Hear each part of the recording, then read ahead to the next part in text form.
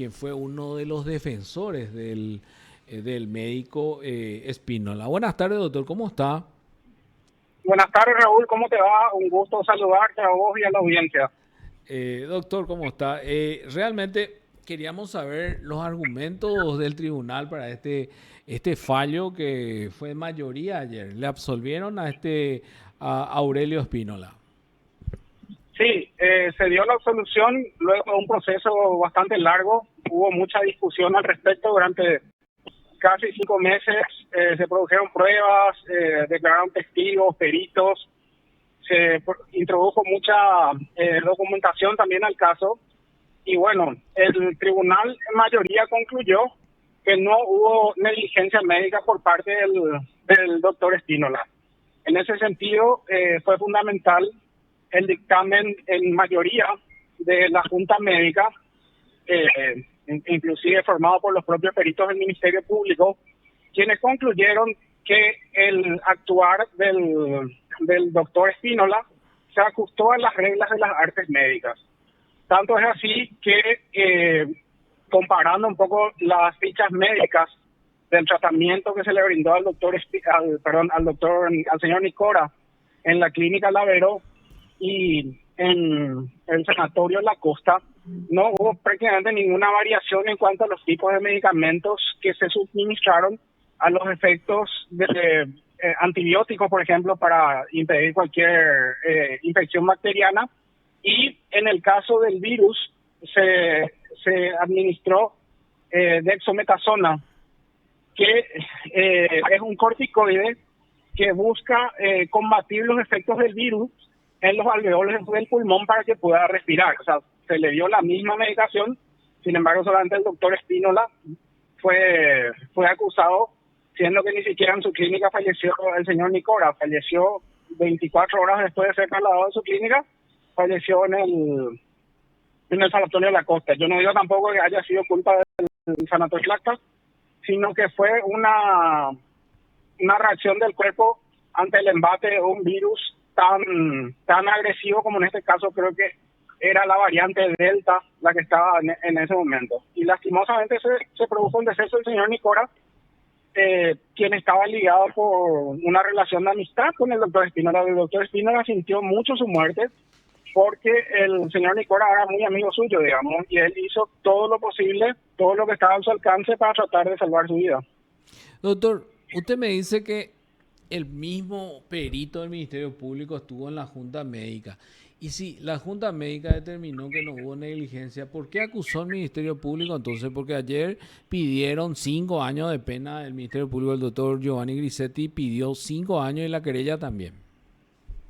Bueno, no fue solamente un perito del Ministerio Público, fueron 2 peritos del Ministerio Público y hubo un voto de indicidencia, digamos, en esa pericia.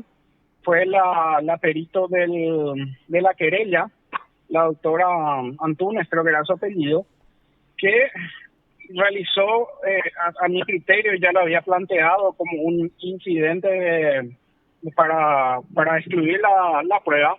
Había presentado algo que iba mucho más allá de un mero dictamen médico. Había utilizado documentación que no estaba plasmada en la resolución fiscal. Por ejemplo, usó la indagatoria del doctor Spínola, y vos sabés muy bien como abogado que eso está prohibido, utilizar como medio de prueba en contra la declaración indagatoria de un imputado, cuando eso era imputado todavía. Y bueno, valoró esas situaciones el tribunal y le dio mucho más peso al dictamen médico en mayoría, que se limitó a contestar las preguntas de la Junta Médica con los documentos que tenían. Aparte de eso, te quiero también explicar que el fiscal tipificó la conducta del doctor Spínola dentro del homicidio culposo, el 107, pero estableciendo una conducta omisiva con el artículo 15 del Código Procesal Penal. Eso es un tipo penal abierto. El juez, el juzgador, tiene que determinar la existencia de una acción típica mediante 2 principios que están establecidos en el artículo 15. Primero, una cláusula de transformación que ¿qué es lo que nos dice? Que tiene que existir un mandato legal específico y que la violación de ese mandato legal sea tan grave que se equivale, y ese es el principio de equivalencia, el siguiente principio, a que vos cometas un hecho punible de acción. Te explico porque es medio complicado y el fiscal no pudo demostrar esto a lo largo del juicio oral. Tiene que haber una ley, algo que te diga concretamente, en estos casos vos tenés que suministrarle tal y tal medicina y hacer tal y tal cosa. Eso no hay. El protocolo que él invocó era el protocolo del COVID de esa época, eran todas cuestiones para mantener el aislamiento y evitar la propagación del virus. En ningún lugar de ese protocolo existe un tratamiento específico para el COVID porque en ese momento no lo había, no había ningún antiviral probado. Y eso también algo que parece que en la memoria del Ministerio Público de la querella no se acordaban qué pasó en el año 2020. Estábamos encerrados, estábamos con miedo, los hospitales no daban abasto. Y bueno, fue una situación muy difícil que obligó a mucha gente a tomar medidas extremas, digamos. Y en este caso el doctor Espínola se jugó por su amigo, trató de salvarlo y bueno, como consecuencia tuvo este proceso de 3 años. Y en este caso, doctor, igual, Y, si los peritos del Ministerio Público le decían que no hubo negligencia, ¿por qué acusó y pide tan alta la pena? La máxima pena del homicidio culposo.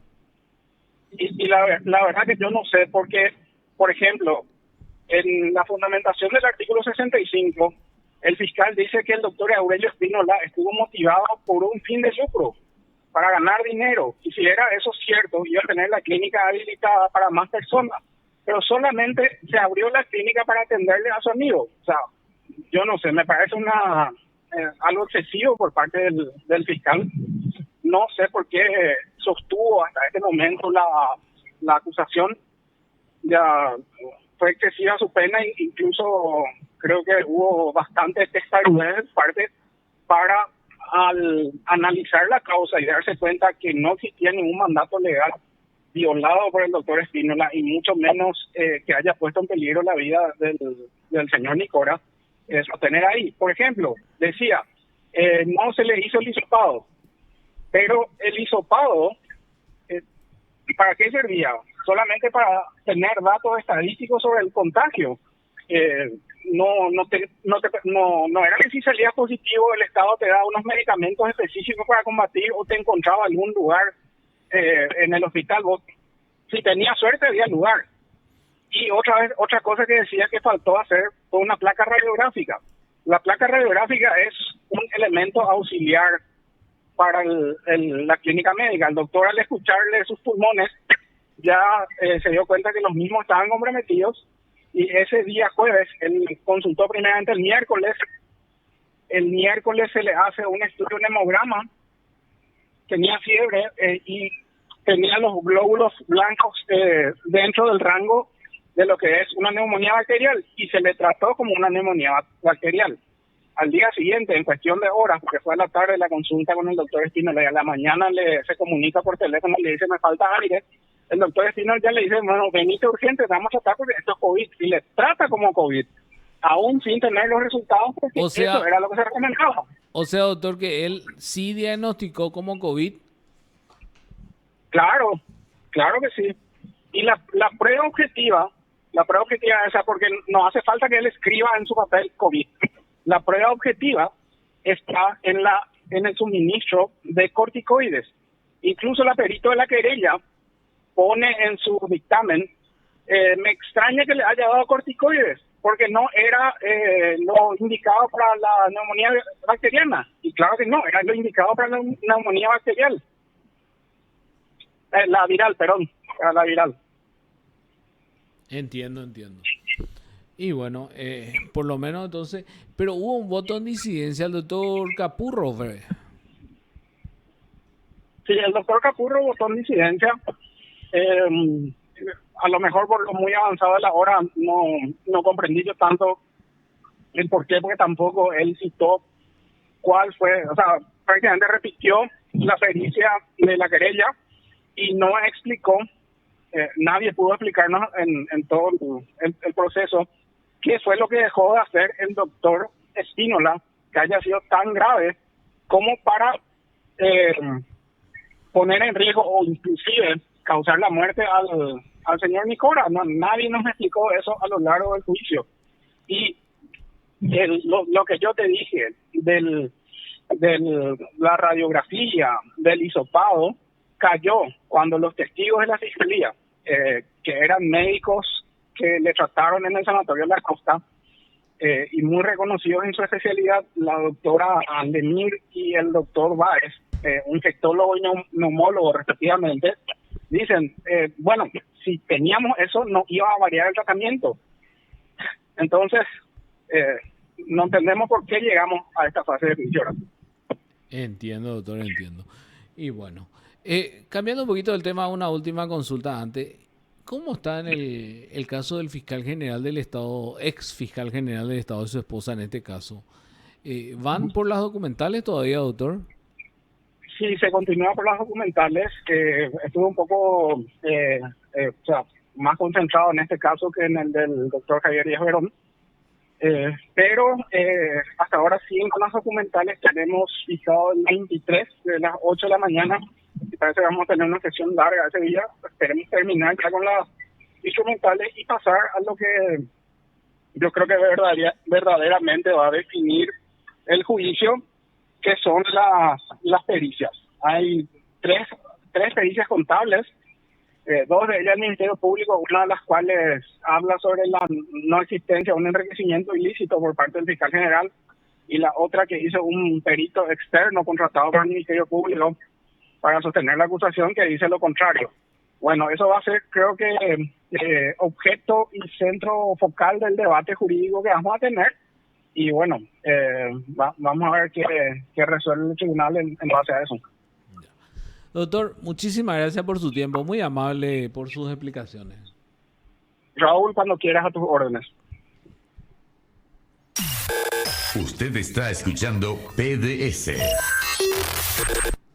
El doctor Mario Eliseche González, quien nos hablaba primeramente del juicio del doctor Aurelio Espínola, quien ayer fue absuelto de culpa y reproche por la muerte del exdiputado Fernando Nicora.